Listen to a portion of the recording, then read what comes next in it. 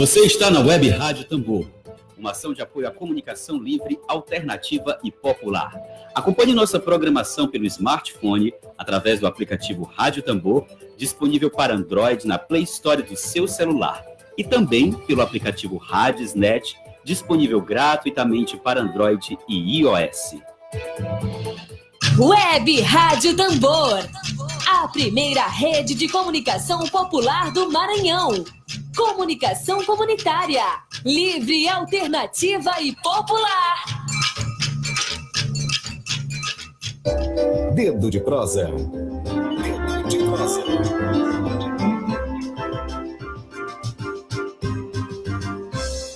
Estamos de volta aqui com o momento que é sempre muito esperado aqui pelo Jornal da Tambor, que é o nosso Dedo de Prosa. Aproveito para lembrar da vinheta aí que você ouviu durante o nosso intervalo educacional, né? O intervalo que não é comercial, sobre os aplicativos da Rádio Tambor. Você pode baixar o aplicativo no seu celular para ouvir a Rádio Tambor todos os dias. Bom, hoje, quinta-feira, o nosso Dedo de Prosa é com o mestre em ensino de História e professor da Rede Pública, Estadual e Municipal, Márcio Baima, que já está aqui conosco, aqui em nossos estúdios. Nós vamos conversar sobre o tema central da prosa de hoje, que é Escola Sem Partido. Professor, muito bom dia e bem-vindo à Rádio Tambor. Eu agradeço aqui a oportunidade, eu também sou... vamos dizer assim, faço parte dessa audiência, eu sempre tenho tempo, eu ouço e vejo que a Rádio Tambor tem um compromisso com uma comunicação popular. Então, eu sou muito satisfeito de estar aqui e poder contribuir também com esse debate. Perfeitamente, a gente agradece e aguarda as suas críticas, sempre sugestões aqui com o nosso projeto. Eu queria começar, Márcio, fazendo uma leitura aqui de um post bastante interessante, assim, nas redes sociais, que a aluna fala assim: mãe, a professora falou que a gente deve lutar para construir uma sociedade livre, justa e igualitária, né? E disse também, solidária, que devemos erradicar a pobreza, a marginalização, as desigualdades sociais, que não podemos aceitar os preconceitos de origem, raça, sexo, cor, idade ou qualquer outra forma de discriminação. Aí a mãe responde: ai meu Deus, sua professora é comunista. Aí a filha responde: não, mãe, esse é o artigo 3º da Constituição da República Federativa do Brasil de 1988. Queria fazer essa leitura e começar a conversa com o Márcio, professor Márcio, sobre essa onda de censura que tem sido implantada não só nas escolas, também ontem a gente teve aqui o juiz Douglas Martins, sim, falando da corregedoria, que o juiz não pode mais se manifestar. Professor Márcio, a pretexto de combater a ideologia que os professores pregam na escola, foi criado esse projeto de lei. E é possível viver sem ideologia, em qualquer ambiente que seja?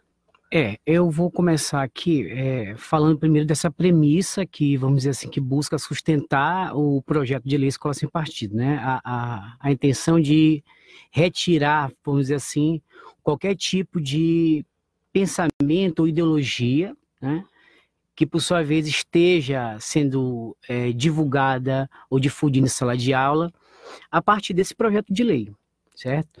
Mas veja bem, todo conhecimento ele tem uma matriz ideológica, ele tem uma forma de pensar, uma origem, e quando a gente observa que a intenção vamos dizer assim, colocar em evidência essas matrizes, mas só que de uma forma bastante, vamos colocar aqui da seguinte maneira, né, persecutória, né? Sim. Porque quando você pensa e atribui ao professor a ideia de que ele é um doutrinador, alguém que está ali para colocar, incutir ideologias nos seus alunos, você parte do princípio de que o professor, ele desvia da sua função educacional e coloca-se como alguém que está lá fazendo militância, porque na verdade o que dá início ao projeto Escola Sem Partido é essa preocupação em acabar com uma possível doutrinação ideológica nas escolas. Mas esse mote ele não se sustenta por quê? Né? Porque o professor ele tem outras atribuições e, claro, todo conhecimento, como já disse agora há pouco, ele tem uma matriz, certo? Mas a forma como se atribui um sentido pejorativo ao termo ideologia hoje é que complica ainda mais essa situação que a gente está vivendo agora, né? Porque, por exemplo, pensar, dependendo do que você pensa, passou a ser ideológico, né? Pensar, sim. O simples ato de pensar. Porque como você colocou no primeiro post, vamos imaginar, né? Ali são valores constitucionais. Direito à moradia, saúde, educação, uma sociedade justa, igualitária.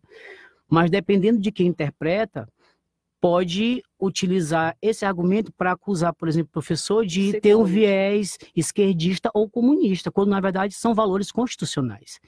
E aí que está a grande questão do projeto Escola Sem Partido. No momento em que você não define, por exemplo, o que é doutrinação, porque não fica claro no projeto, e muito menos, vamos dizer, colocar qual seria o conteúdo adequado para atender essas demandas de pais ou da comunidade escolar e não cair na doutrinação. Não fica muito claro. Então você pode simplesmente ser acusado de ser esquerdista ou militante, simplesmente defendendo a Constituição. Porque esse tipo de viés agora, ele está muito forte, muito enraizado na situação de polarização que a gente percebe hoje. E aí o professor ele fica meio que interditado a fazer o debate, que uma das consequências, por exemplo, do Escola Sem Partido é a própria autocensura do professor. Hoje os professores, principalmente os de história, eles não tocam mais determinados temas. Alguns não tocam porque tem medo da censura.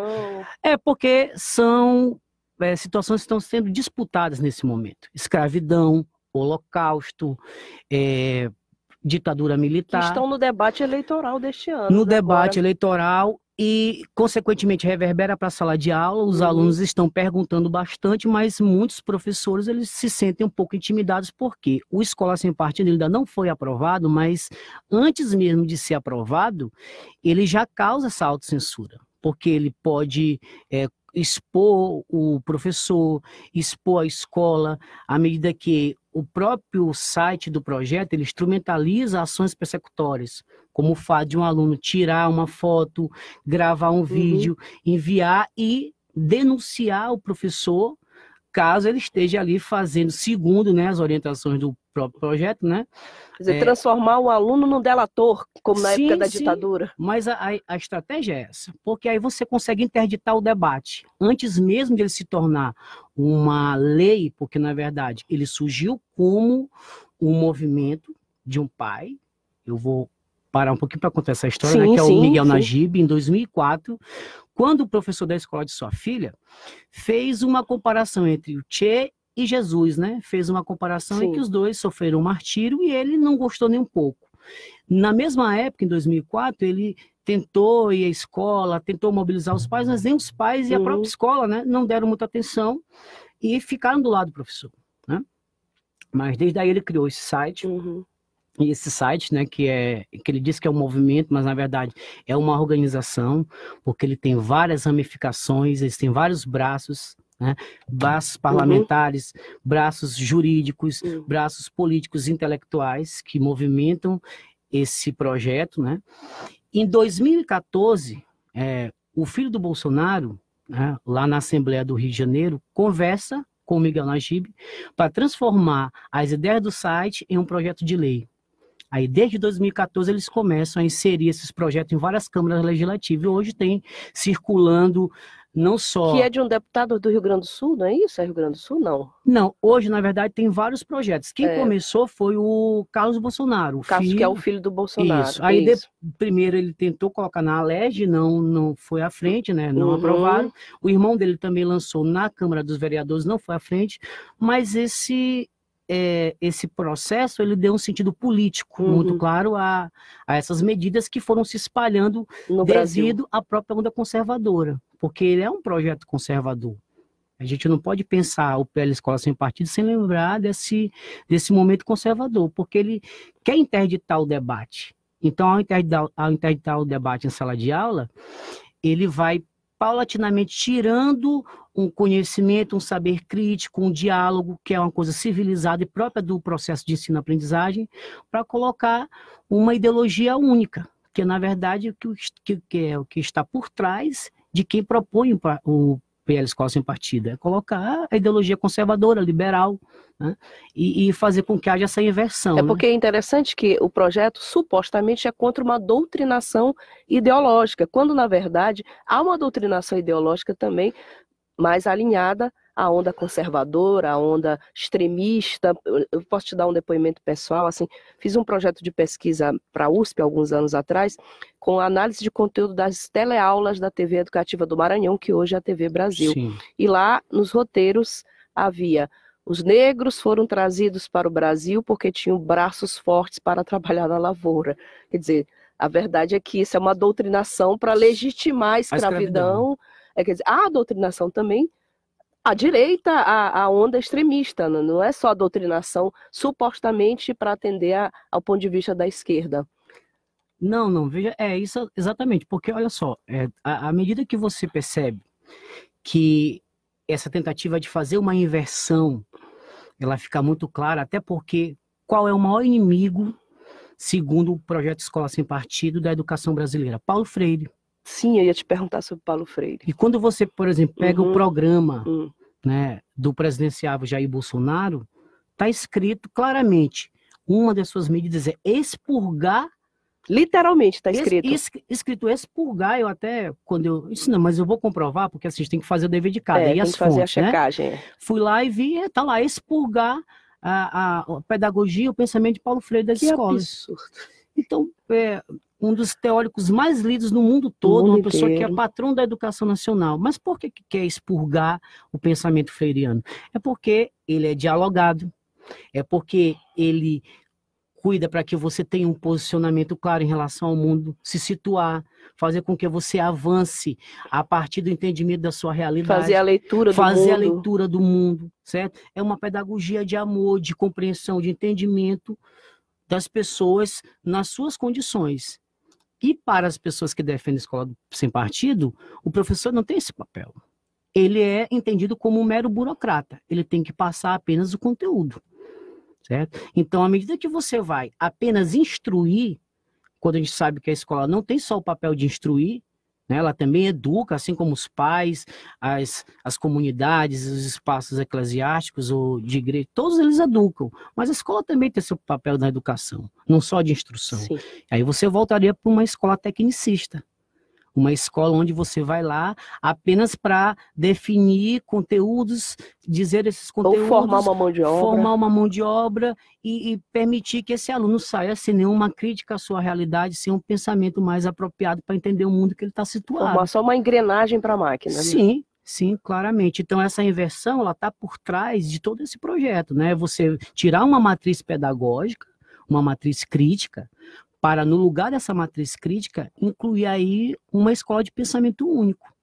Né? Porque quando você vai estudando, né, que é uma coisa que eu fiz bastante, né, eu tenho alguns escritos sobre esse tema, né, você vai ver lá os braços que estão por trás. Né? Você tem apoio parlamentar, você tem apoio jurídico, você tem apoio político, e todas essas pessoas muito afinadas com projetos liberais.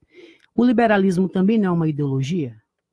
Pois bem, né? Então, se diz que é uma escola sem partido, por que ele se fundamenta numa visão também ideológica? Então, é muito interessante, eles colocam o nome justamente para deixar você meio que confuso, né? Porque ele dissimula bastante, se diz escola sem partido.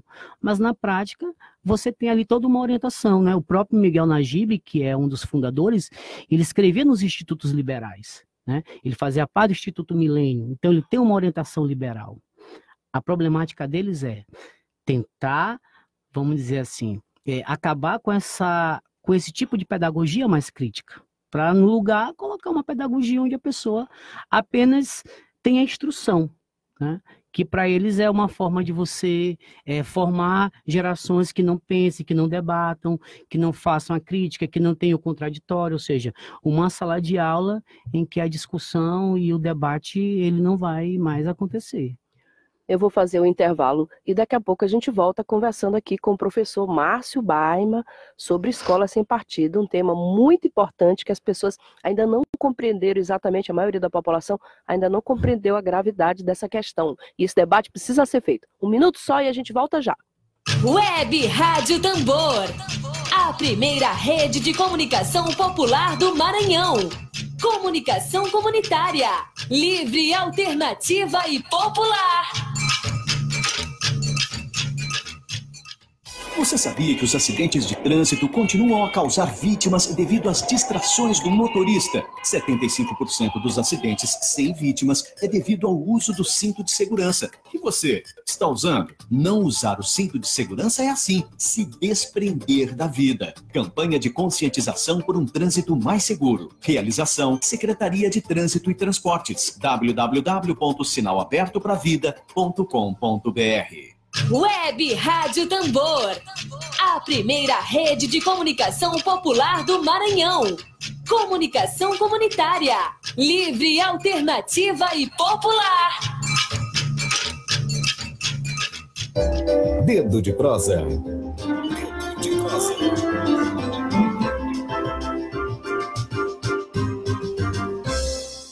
Estamos de volta aqui com o Jornal da Tambor, no quadro Dedo de Prosa, e hoje o nosso Dedo de Prosa conversa aqui com o mestre em ensino de história, professor da rede pública, estadual e municipal do Maranhão, Márcio Baima, que está conosco aqui conversando, debatendo sobre a escola sem partido. Vamos começar, Márcio, também, ainda abordando essa questão, esse nome sem partido, escola sem partido, como se as escolas tivessem partidos, como se não houvesse uma diferença entre a política que todo mundo faz e a política partidária, né? Há uma diferença que eu acho que o ouvinte precisa entender direito, porque o projeto acabou recebendo essa denominação, escola sem partido, né? Sim.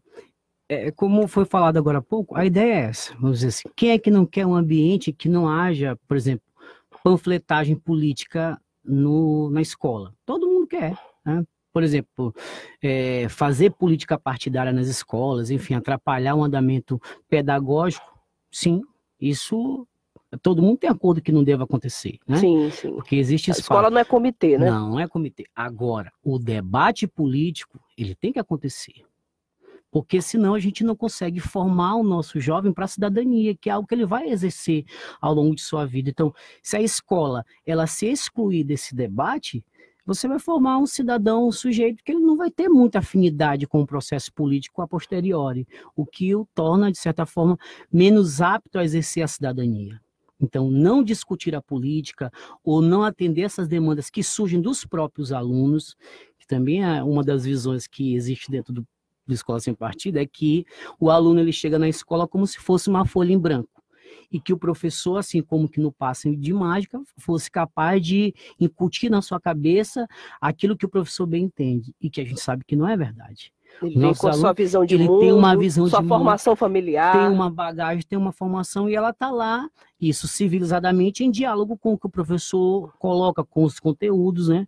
Então, essa ideia de que o aluno está desprotegido nessa relação é um dos argumentos que ele utiliza. O outro argumento tem a ver ainda com a pergunta que a senhora fez, agora, aliás, com a proposição que a senhora fez, sobre essa ideia de que há militância dentro das escolas. Vamos colocar da seguinte maneira, né? Lá na justificativa do projeto, você vai ver, escreve-se da seguinte forma, né? Que existe um exército de professores, aliás, de militantes travestidos de professores, que eu acho uma linguagem muito ofensiva. A teoria da conspiração, né? Só que nesse caso tá escrito e deixa bem claro que a necessidade de você, vamos dizer assim, desfazer esse aparelhamento, que segundo ele é um aparelhamento do marxismo cultural, porque para ele, o Miguel Najib, claro, o marxismo insurrecional não existe mais, então o marxismo estaria se infiltrando nas escolas, no sistema educacional, aí a conspiração, é lógico, na ideia de conspiração, para tomar o poder ou então influenciar os jovens dentro desse modelo ideológico. Pois bem, existe a ideia de sistema, né? Ou uma ação sistemática dessa, vamos dizer assim, dessa doutrinação, e da forma como também eles colocam, parece que é uma coisa muito generalizada, quando na verdade é o contrário. A grande trincheira dessa metodologia, né, de ir para uma sala de aula e incutir na cabeça dos seus alunos determinados valores ou princípios políticos, está longe do trabalho real do professor. Isso mostra o desconhecimento desses grupos em relação à rotina de sala de aula. Desmerece, inclusive, todo o trabalho da escola, que vai desde a direção até supervisão e coordenação, porque dá a entender que esses outros atores não estão mediando as relações educacionais. E aí coloca todo mundo no mesmo saco e acaba atribuindo à escola um papel de doutrinação, que não acontece na prática. Queria aproveitar, inclusive, a sua experiência em sala de aula. 19 anos. 19 anos. Recentemente li um pouco sobre metodologias ativas de aprendizado, que mostra que o modelo educacional tem ficado bastante obsoleto em razão das novas tecnologias, do celular, da mídia, e como essas novas metodologias ativas vêm exatamente para despertar o aluno para uma aula que não seja aquela aula enfadonha, cansativa. Essa proposta de escola sem partido, ela não parece exatamente voltar para trás. Se hoje o aluno está com o celular, o aluno está no Facebook, nas redes sociais, e essa proposta de transformar a educação na concepção bancária de Freire, o professor só deposita conhecimento, isso não parece meio retrógrado do ponto de vista até mesmo do método de ensino, na tua opinião? Voltamos para a questão, né? Pelo desconhecimento do processo educacional, esses grupos de pressão ultraconservadores, eles apontam isso como forma de resolver o problema da educação, que na verdade é um grande retrocesso. Você interditar o debate, você ter liberdade, por exemplo, de ensinar e aprender a discutir novas metodologias, e isso ser encarado como algo de doutrinação, isso atrapalha completamente, porque você não consegue se conectar com a realidade. Tanto é verdade que hoje a própria escola, ela carece de fazer esse acompanhamento com as novas tecnologias. E não por acaso, muitos jovens hoje, eles não sabem lidar com isso, porque a escola ela não conseguiu acompanhar. Isso é fato. Isso, né? Isso. E aí você vê muitos jovens desinteressados das aulas e se educando mais por memes ou por fake news, né? Do que fazer o bom uso, né? Porque existe o bom uso dessas tecnologias. Hoje você pode ter acesso a bibliotecas virtuais, a acervos, a textos. Agora, a escola ela não conseguiu ainda acompanhar esse processo, porque ele foi muito rápido. Sim, mas estaria sim. na hora de se propor, no lugar de uma escola sem partido, uma escola muito mais ligada ao avanço da informação, das tecnologias de hoje, trazer isso para a escola. Esse é um problema. E isso não é colocado dentro desse projeto. O problema para eles é qual? As crianças estão sendo doutrinadas, quando na prática isso não acontece. A gente está tendo a dificuldade de inserir esse aluno na escola, a gente tem problemas de evasão, tem problemas com as famílias dos nossos alunos, infelizmente, e a questão da doutrinação é que praticamente não figura, vamos dizer, de forma sistêmica. Porque para você sustentar uma lei, um projeto de lei, você deveria ter o problema bem caracterizado. Qual é o problema? Existe doutrinação? Não existe. Né? Se existisse, talvez seria um momento de você fazer uma autocrítica, mas não extra-escola. Se tem algum professor que de repente tomou uma medida indevida, isso aí você pode resolver no âmbito da escola, não se fazendo como eles propõem, extrajudicialmente ou com atitudes persecutórias, né? Onde o professor pode até ser mesmo acusado de assédio ideológico.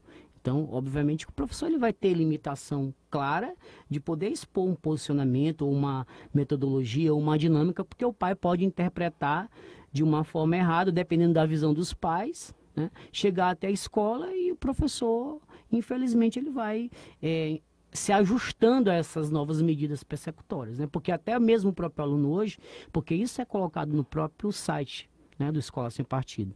Filme, grave, aí você envia a denúncia, né? Você filma o professor, filma o seu trabalho, não tem autorização para isso, envia para outras pessoas e expõe, né? Coloca o professor numa posição vexatória. Vários casos nós temos hoje que esses professores eles se sentem extremamente reprimidos e até muitos adoecem, porque depois que numa cidade pequena isso acontece, por exemplo, vai para o Facebook, ou o professor ele fica completamente desnorteado. Porque... Isso sim é um constrangimento, um assédio. Sim. Professor, ainda sobre sala de aula, invertendo o processo, assim, essa ideia de que o professor é um doutrinador ideológico, mas há também um outro lado da ponta, que é o aluno que questiona a sua experiência. Há muitos alunos que ficam em sala de aula perguntando, querendo entender, fazendo. Não há também isso? Como é que tem sido esse...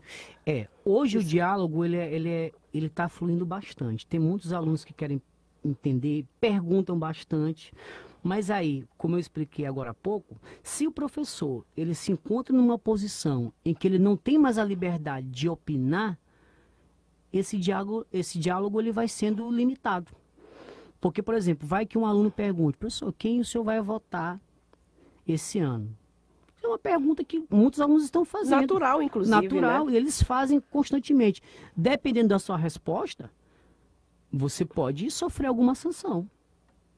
Porque da forma que isso vai chegar na família, não, o professor vota em candidato X. Será que ele não está fazendo campanha política? Por apenas responder uma pergunta que o aluno fez. Simplesmente ele pode sofrer aí um tipo de sanção, como já aconteceu agora em Rio Grande do Norte, em Natal, né? Que o professor de história fazendo um trabalho com filmes, aí lá no final aparece Lei Rouanet e ele explicou, olha, a Lei Rouanet é uma lei de incentivo, etc e tal. Não demora muito, a coordenadora liga para o professor, vem até a escola e ele fala o que for, resolve aí. O pai liga, fala com o professor e diz, olha, você está ensinando meu filho porque você é do PT, que Lei Rouanet, etc, etc, etc. Ele disse, rapaz, eu não, só apenas expliquei o que seria era. a lei. Não disse nada, mas eu vou aí te dar um tiro. Aí ele foi e registrou queixa. Isso aí recente agora. É uma tragédia, assim, Isso é só um caso, mas tem vários pode outros. piorar, o que é mais grave, pode piorar. pode piorar muito. O problema é que às vezes a gente, assim, como professor, tem alguns que avançam mais para entender, tem mais sensibilidade de ver como isso é perigosíssimo para nós, pois isso da docência, né? Esse debate ele já é antigo, ele vem desde 2014, eu venho acompanhando, mas agora ele pode sair do papel, efetivamente se tornar uma lei. Talvez dentro de uma proposta, de um possível governo do Bolsonaro, uma das primeiras medidas que ele aprova facilmente é o Escola Sem Partido, que está lá tramitando. Tá tramitando. Porque existe uma... E que com punições talvez até mais severas, como a perda do... Sim, pode ser, porque eu também fiz... Anulação de concurso público, quem sabe, a gente não sabe, né? Ou demissão, coisa do tipo. É possível acontecer. A gente não sabe em que situação a coisa vai ocorrer, mas historicamente, quando você estuda a escola fascista, quando o Mussolini chegou ao poder, ele foi fazendo todo um ajuste dentro do modelo educacional e começou com um educador liberal, Gentili, mas que depois aquela proposta que ele tinha de educação não contemplava os anseios do Estado fascista. Ele foi retirado e o regime foi só endurecendo. Primeira coisa, no regime fascista só foi possível ter sindicato de professores reconhecido pelo Estado fascista. Primeira medida. Segunda, você começa a demitir, né, aqueles professores até universitários, né, isso aí no texto do José Bayard, que eram contra ou que não quiseram fazer a saudação fascista. Terceiro, a aplicação das leis raciais nas escolas, porque antes não existia na Itália fascista, mas depois que ele foi aprofundando o fascismo, negros, judeus e outros tantos que eles consideravam inferiores foram saindo da escola. E o quarto, a militarização das escolas. Tudo isso aconteceu em um período, não foi no mesmo dia que o regime entrou, mas você vê que no final, já em 1939, toda a escola ela estava de acordo com os princípios fascistas. É muito semelhante, né, ao que tem sido proposto hoje no Brasil. Que é uma realidade que o pessoal não está acordando, mas que historicamente, por exemplo, eu não posso responder pelo que vem na frente, mas se você juntar os pontos, perseguição aos professores, né, militarização das escolas, imposição de leis raciais, que pode ser, por exemplo, a eliminação das cotas. Né? Pode estar relacionado a um processo semelhante a esse que aconteceu. Muito grave. Professor Márcio, nós passamos os 2 minutinhos aqui, 3 minutinhos, mas a vontade é que a gente continuasse esse papo e que de repente você volte aqui novamente para a gente continuar o debate, porque é um debate muito profundo que precisa ser feito com profundidade. Correndo, assim, mas eu tenho muita coisa para dizer assim, tem estudo, eu fiz uma comparação entre a fascistização do modelo italiano, sim, com o que está acontecendo agora a partir da Escola Sem Partido. Você fez um artigo sobre isso? Eu estou escrevendo. Tá escrevendo. Eu apresentei na ANPU, né, o trabalho, agora eu estou na fase de escrita desse artigo. Então, né? quando ficar concluído, a gente já convida para você vir aqui falar exatamente sobre esse tema, porque só o Escola Sem Partido já é um tema que requer bastante tempo de programa, sim. Esse é um outro que seria a continuidade. Eu queria te pedir as considerações finais, a gente costuma fazer isso com os entrevistados, para que a gente dê um fechamento à conclusão do Dedo de Prosa. O que eu posso dizer aqui como professor, tenho 19 anos de experiência, né? E assim, eu quero dizer aos meus amigos, aos pais, alunos e todas as pessoas que estão nos ouvindo, que a gente tenha a condição de fazer uma reflexão de respeito à democracia, de respeito aos valores democráticos na sociedade e na escola. Porque a escola é espelho da sociedade nesse sentido. Então, se a gente não tiver democracia na escola, a gente não vai ter democracia em lugar nenhum. Então, todo tipo de ação persecutória ou que interdite o debate na escola, ela não é bem-vinda, porque ela vai trazer, sim, uma escola de visão única, onde você não vai ter a possibilidade de estudar, de conhecer, de ter novos horizontes e novas fontes de saber. Então, a gente não pode permitir que nós mesmos, professores, caiamos nesse tipo de argumento que não tem sentido, né? Na verdade, a gente precisa ter bastante atenção e sempre respeitar a democracia e os valores que estão lá na LDB, na Constituição, que falam de uma escola plural. Uma escola com diversas formas de saber, diversas metodologias e uma escola humana, onde você possa fazer o debate civilizado, que a gente precisa fazer esse debate civilizado mais do que nunca. Como não ter uma escola plural num país que é o mais plural de todo o planeta? Essa é a reflexão que fica. Márcio, muito obrigada pela sua presença aqui. Eu agradeço. Aqui é a Rádio Tambor e o convite já foi feito para que ele volte. E o seu Jornal da Tambor volta amanhã, na sexta-feira, com mais informações e principalmente na luta por uma comunicação verdadeiramente livre, democrática e popular. Um grande abraço, até amanhã.